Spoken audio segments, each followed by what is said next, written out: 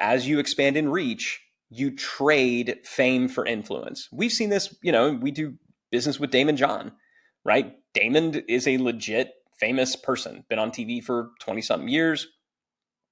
People know who Damon is. As a result of that, there's a lot of people in his list who aren't necessarily business people.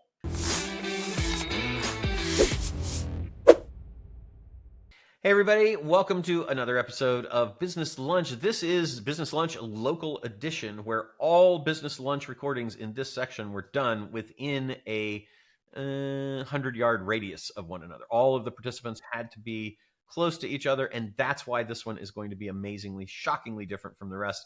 With your host, Ryan Deiss, who is nearby in the casita upstairs, and I am Roland Frazier. Ryan, how you doing today?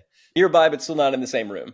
So awkwardly close. Yeah, awkwardly close. Sharing the same Wi-Fi, which I'm sure is just crushing it. I still think we should do two seats here and do a close one. And maybe we'll call it the Too Close for Comfort episode. Yeah, the yelling in each other's ears while still trying to make eye contact with the camera episode. No, I think this works out. I think this works out well. Hey, jumping right into it. Our friends at the American Marketing Association, I say that jokingly, I don't know anybody there. I'm sure they're all lovely people. But they just came out with this study that they did. Influencer marketing ROI. Research shows influencers with smaller followings are more cost effective. Obviously, influencer marketing is becoming more of a thing right now. Brands big and small are getting into it. We've done some testing there.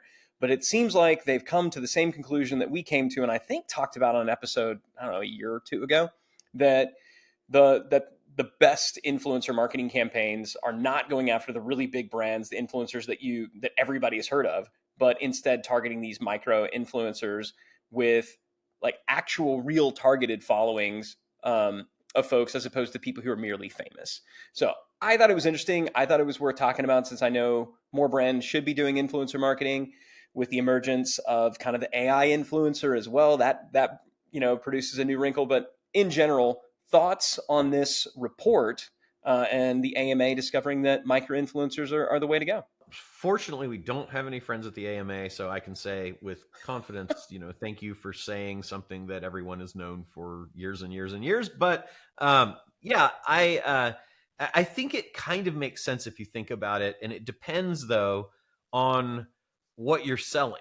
So if you're selling cosmetics, then having a Kylie Jenner makes sense because it's a general thing and people are all looking to Kylie Jenner. Her followers are very much looking to be like her. And so it makes sense that if she says, I use this particular, concealer or lip liner or makeup or foundation or whatever, that her people are going to go try it. They're going to be like, oh, that's cool. She uses that. I want to know what she uses. I'd like to do that too. And that in that environment where you have a giant market of consumers who are the ideal customer profile for the thing the influencer is doing, you probably get a bigger bang for your buck out of that. We know that our friend Maury that works with Damon John just did a deal with Paris Hilton, and it was on point for, I think it was jewelry, on point for the jewelry, and just lit it up. I mean, like from day one, she put it out there, and she actually got an ownership interest in it. But which, obviously Kylie ended up doing that with hers too. But I think that those large influencers make sense when they are going to directly influence the purchase from the audience that is looking to them for the thing that they are offering to the audience. And that's the reason that most people say you get a bigger bang for your buck out of a small. Because if you think about, like, if we spent $400,000 to get a post from Kim Kardashian, or it's probably more than that now, but that's last I saw, it might be worth it. Like, it's kind of like a Super Bowl ad. Like, is a Super Bowl ad good for a company that's selling fishing rods? Probably not. But is it good for a company that's selling beer? Probably, right? So because that market is on point for, like, you're going to reach so many more people. When you think about a dollar spent per person reached ratio that's likely to buy, it's pretty good if you're selling the right thing to the right audience. But I think for most companies where you're trying to sell a specific thing that those bigger audiences don't make sense because there's not enough of the people that are likely to buy as a result of the endorsement from the way that those are typically done, which is a per post or per shout out spend. That it doesn't make as much sense. Now, I will say that those larger campaigns with larger reaches, those influencers, I think, are better suited for longer term campaigns because many of the people in their audience aren't going to see the thing that you put out there unless there are multiple outreaches. And I think Google's now saying it's 27 touches to get a buy. So you want to be thinking about a longer term campaign because you have a much bigger audience to reach. Going to the smaller influencer, I think that as a proportion of the audience that's likely to take action and make a buying decision based on the recommendation, it's significantly higher because it's more concentrated. So if your product is, if you're, let's say John Mayer's probably too big, but like if I was making guitar pedals, John Mayer has a lot of followers that are guitar players, but he also has a lot of people that are fashion and Grateful Dead and other things like that. So if I've got a guitar pedal company, I know that he's got part of my market, but a large part of his market's probably not actually playing guitar and buying guitar pedals. So their watches and everything else that he's into. So I'd probably go to a guitar player who had a 10,000 follower audience of avid guitar players. And even more if that person was using a particular like effect that they talked about and were regularly reviewing those things, then I know that I'm likely to sell my guitar pedal to more people, and that person's going to cost me significantly less because they generally have less reach and less presence and less fame than John Mayer does.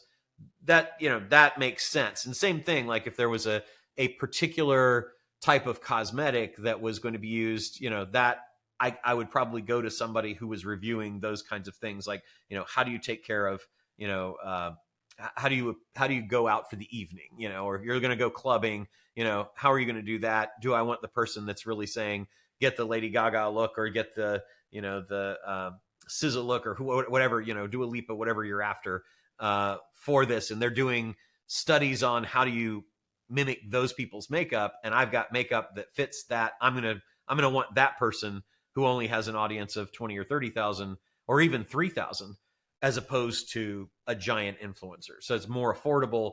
Plus I'm likely to get an ROI quicker and my dollars, I don't know, I guess it'd be return on ad spend, right? My return on ad spend, what I would get in terms of sales for spending the money with that person, I would get a significantly higher one, I would assume, than I would for that broad one.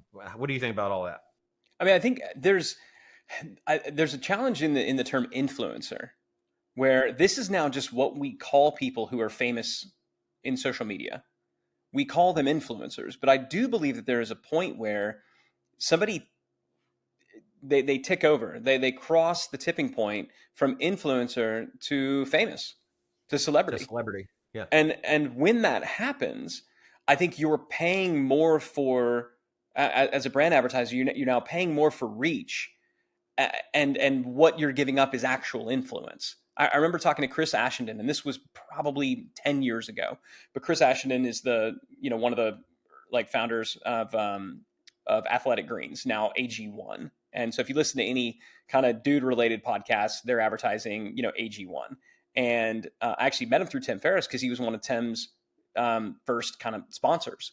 And he was really excited because he advertised on Tim's newsletter and his list and then his podcast. And he's like, yeah, we're great.